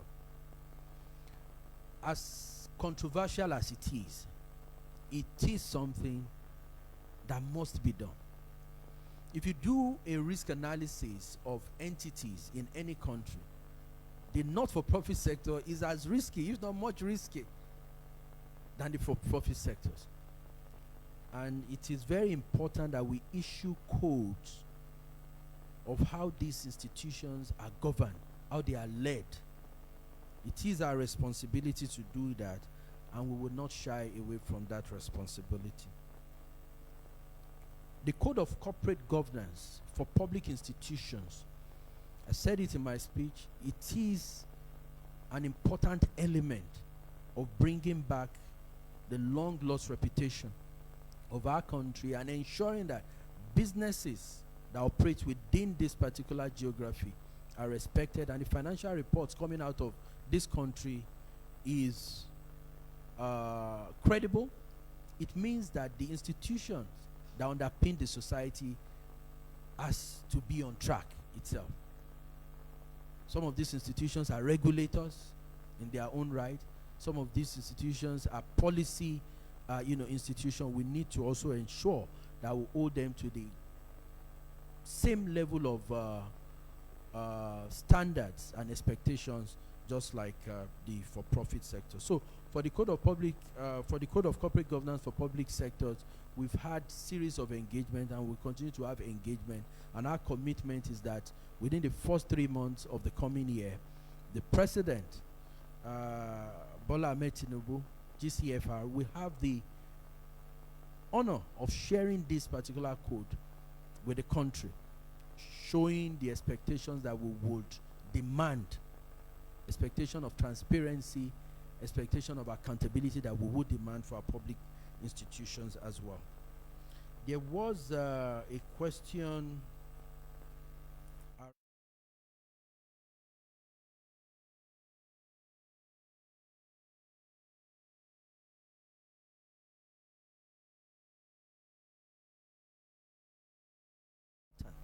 that we do that. And your comment is, are we working with? We're working with different stakeholder groups, including the ones that you have mentioned and more. And we're also using this opportunity for any stakeholder group that wants to support us in doing this. The time is now. We believe that it is an essential part of our oversight framework, and that this will also be done within the timeline that we have set for ourselves. I tried to take note. There was a question from Bloomberg around the reviews leading to the issuance of another set of codes. The truth is that I think the evidence is out, is out there. There are compelling evidence, that shows that there's huge improvement opportunities in the way we organize ourselves in the country, and the evidence even outside of the country. So from a continuous improvement perspective, it is important that we continually review existing codes and also issue new ones, such as the ones that we've talked about as Code of Corporate Governance for public institutions and also for the not-for-profit sectors. Somebody mentioned or asked a question about SMEs. So for SMEs, they are very, very important to the economy. And our approach to handling SMEs is from a point of advocacy, from a point of hand-holding. We need to nurture them from a point of understanding. Some of them do not even have the resources for all these kind of activities, and we have that mindset and approach in mind. And that's how we're going to engage with SME from a point of education, from a point of bringing them to speed. And that's why we're having a lot of summit and public events to bring SMEs to compliance. I don't know if I've missed anything. On the registration of audit firms, an individual registration, somebody asked this question. The amended act, the FRC Act, makes it mandatory for both individual professional and audit firms to register with the council. The Audit Regulations 2020 also makes it mandatory for audit firms to register with the council. So that's a very, very clear. I think I have answered all the questions. So thank you very much for these questions. If there's any more questions, we'll be happy to take it. Okay, I have the permission of the ES. Do we have any other question we want to give? Okay, I think I have one hand there. Okay. That's all? Okay, thank you. Pardon me, just advance forward a bit.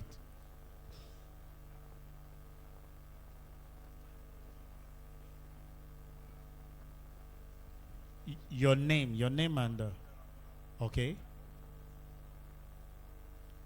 Okay.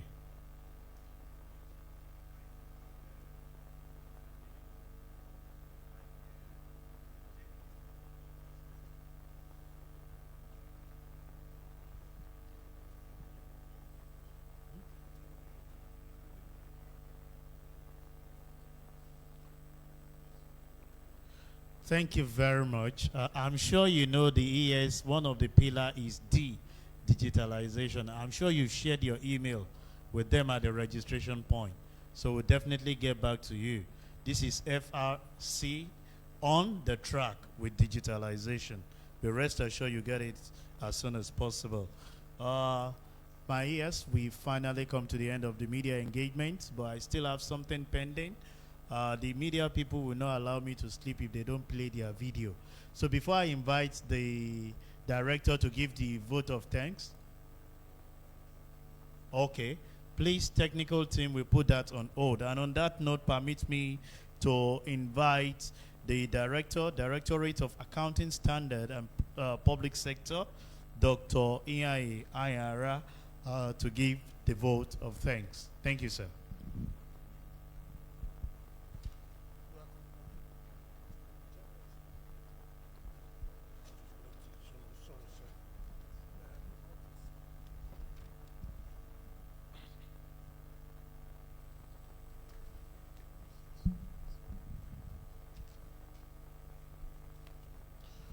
The executive.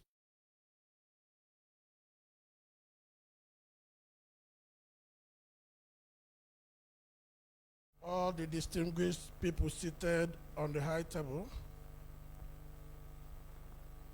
Let me stand on existing protocol. I usually prefer standing on existing protocol because for those of us who are not well endowed in height, when you stand on existing protocol, it propels you up so that everybody can see you very well. My job is quite simple: to thank everybody that has sacrificed his or her time as stakeholder to be here, to give us feedback and to give us comments so that the new FRC envisaged by Dr. Lowe will be a reality. To that effect, I have the privilege of thanking somebody whose initials I thought was a rank in the police force. DSP, I used to know is Deputy Superintendent of Police, but I didn't know it was the initials of his name. So I thank DSP Alaribe, the Vice President of ICANN, for finding time to be here.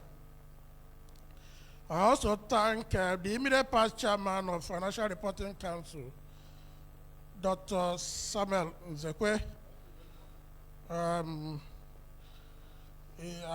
Age is catching up on him. He's very vibrant, and if you see when he was on the board of NASB, he used to give us some recheck.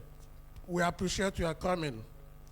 I think we are also blessed by having the immediate past president of ACCA Global, a very dear friend of the council, and whose input we really look up to. Mr. Joseph Olabi, we sincerely appreciate you, and please be rest assured that we'll be calling upon you frequently, at least when we are talking about the sustainability reporting issues. The Treasurer, Isan, Mr. Frank Olawale, you're welcome.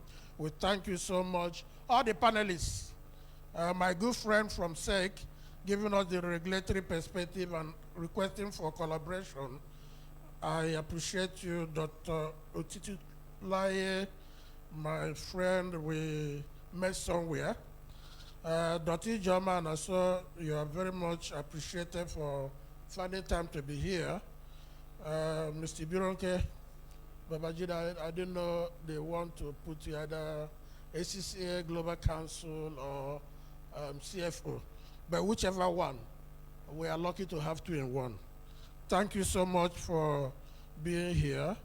Hassan Lawal representing Dr. Duare Owadia, we appreciate you are coming here. We have a lot of representatives from the Big Four and a lot of partners who are here. Please, I don't want to fall into trouble by mentioning one and leaving the other. We sincerely welcome. Thank you for your time. We know if you put charge out ratio for us, FRC will not be able to pay your rent, but we appreciate and look forward for more collaboration with you. So all the partners of the Big Four who are here and other accounting firms, I'm looking at my darling brother. We have had a lot of issues, and somebody, in terms of full disclosure, which accounting is, I have to disclose. Mr. Dafinone, a very frank, straightforward person. When we come for inspection, if it is non-compliance, he will tell you it is non-compliance, nothing to argue about. Mr. Daphne, I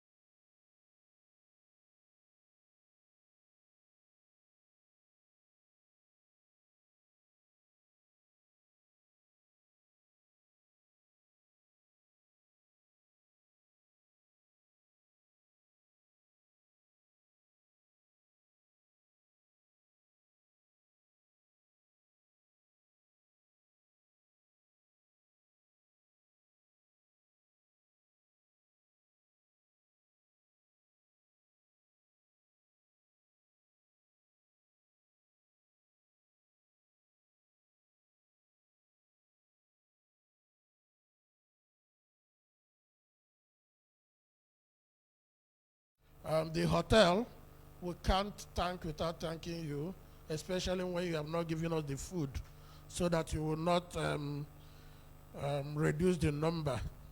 I purposely left in my place. I want to borrow from DSP. I can't do without speaking my own terms.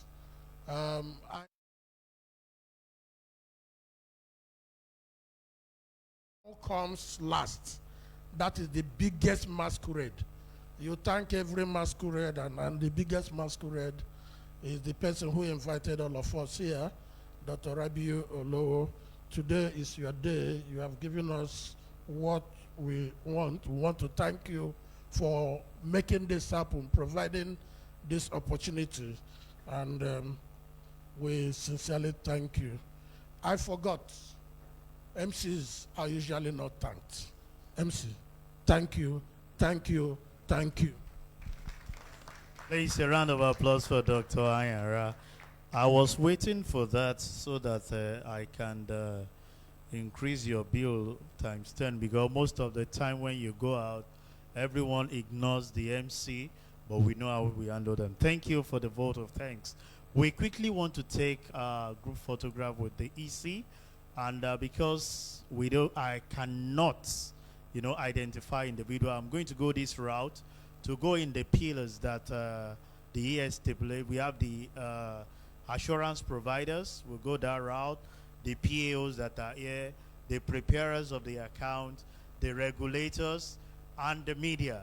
So I'm sure one way or the other you will fall in one category here. Then we can take the star. So I'll be starting with the assurance providers.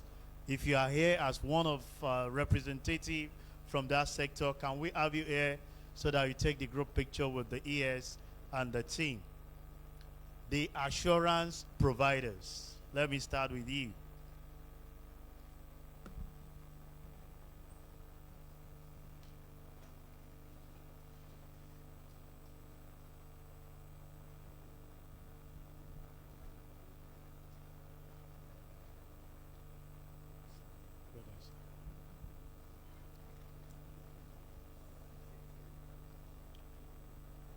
Photographer, please, let's arrange ourselves so that we'll make that up.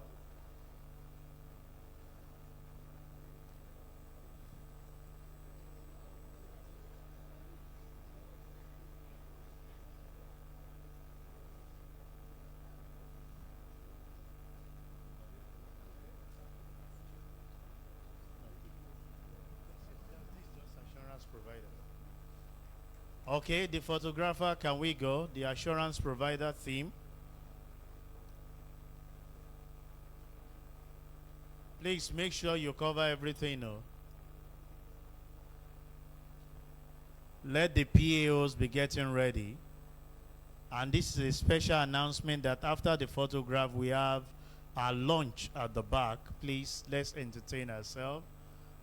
We've made that provision for every one of us. Are we true?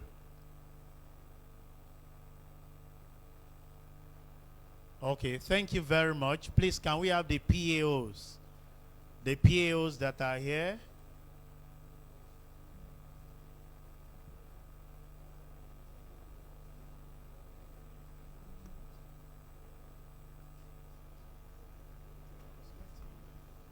The PAOs.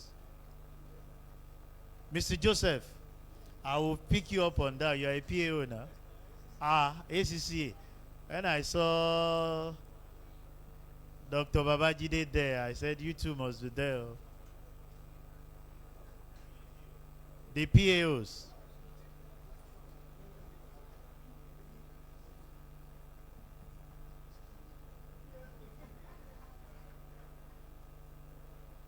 The PAOs. Are we set?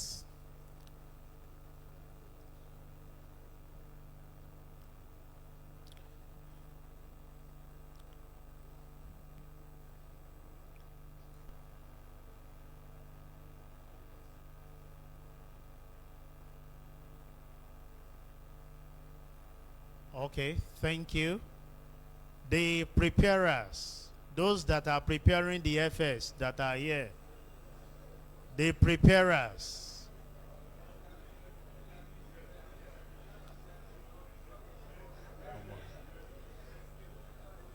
The preparers, can we have you?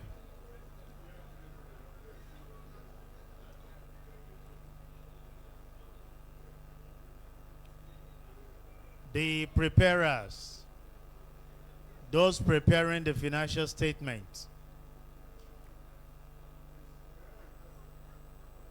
My commitment is to transform the Financial Reporting Council into a new, robust, independent regulator of corporate governance and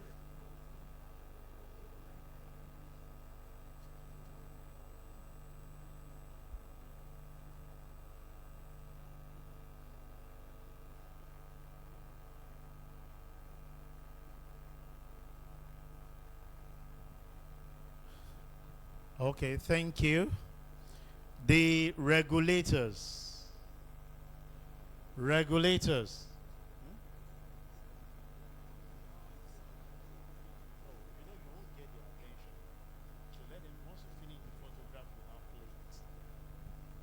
The regulators.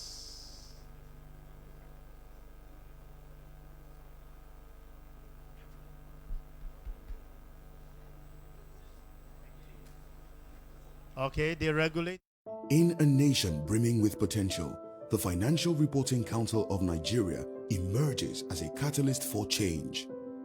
Dedicated to building a stronger economy by ensuring credible corporate reporting, welcome to the story of the FRC and its renewed hope agenda under the leadership of Dr. Rabiu Olowo.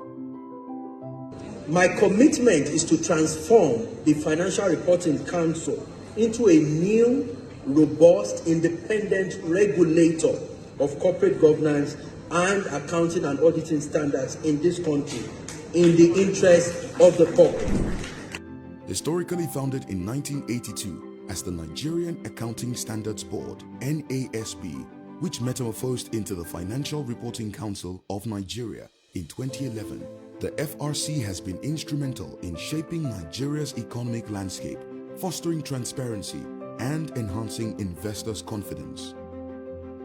At the core of the FRC's vision lies a commitment to be a world-class financial regulatory body, fostering transparency, integrity, and sustainable economic development.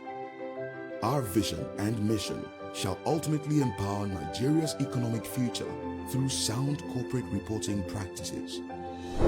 Through our initiatives, we have witnessed remarkable success.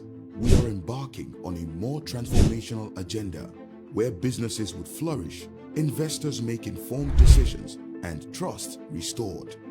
Together, we embark on a renewed hope agenda where we aim to forge a path of progress, transparency, and sustainable growth.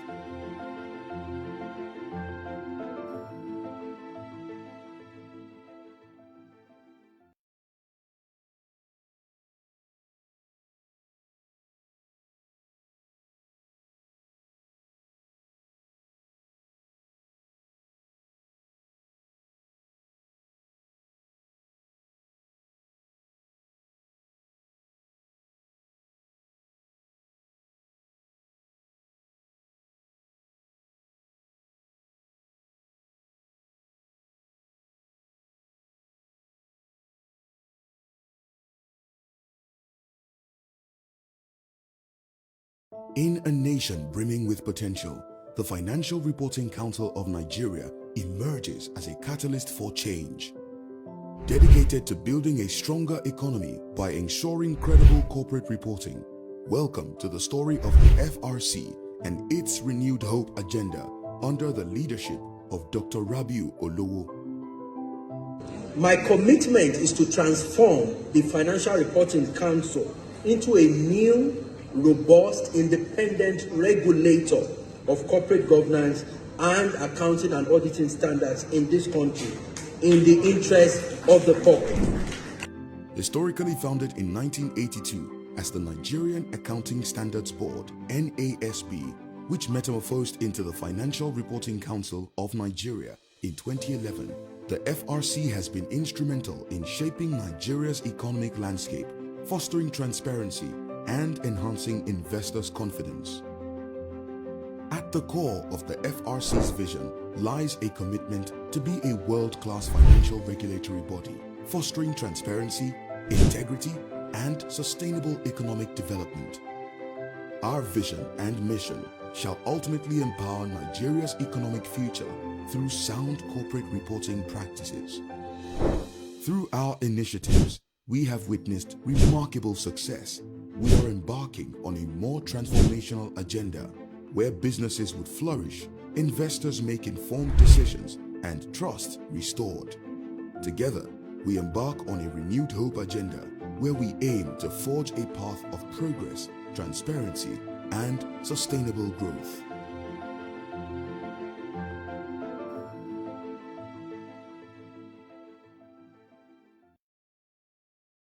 In a nation brimming with potential, the Financial Reporting Council of Nigeria emerges as a catalyst for change. Dedicated to building a stronger economy by ensuring credible corporate reporting, welcome to the story of the FRC and its renewed hope agenda under the leadership of Dr. Rabiu Olowo. My commitment is to transform the Financial Reporting Council into a new, robust, independent regulator of corporate governance and accounting and auditing standards in this country in the interest of the public. Historically founded in 1982 as the Nigerian Accounting Standards Board, NASB, which metamorphosed into the Financial Reporting Council of Nigeria in 2011, the FRC has been instrumental in shaping Nigeria's economic landscape, fostering transparency, and enhancing investors' confidence. At the core of the FRC's vision lies a commitment to be a world-class financial regulatory body, fostering transparency, integrity, and sustainable economic development. Our vision and mission shall ultimately empower Nigeria's economic future through sound corporate reporting practices. Through our initiatives, we have witnessed remarkable success. We are embarking on a more transformational agenda where businesses would flourish, investors make informed decisions, and trust restored.